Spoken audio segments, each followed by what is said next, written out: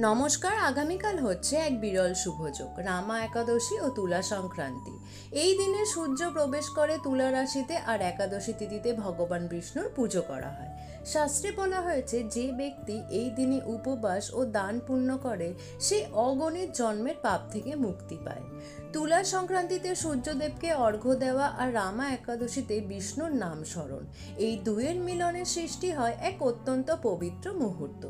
এই দিনে যদি কেউ নিষ্ঠা সহকারে উপবাস করে, জপ করে ও দান করে, তাহলে তার জীবনে আসে শান্তি, সমৃদ্ধি ও ঈশ্বরের কৃপা।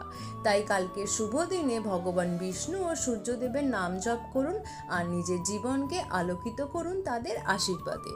আপনার দিনটি শুভ হোক। ধন্যবাদ। যদি এই ভিডিওটি পছন্দ হয় তাহলে লাইক, শেয়ার, কমেন্ট ও সাবস্ক্রাইব নিশ্চয়ই করে দেবেন।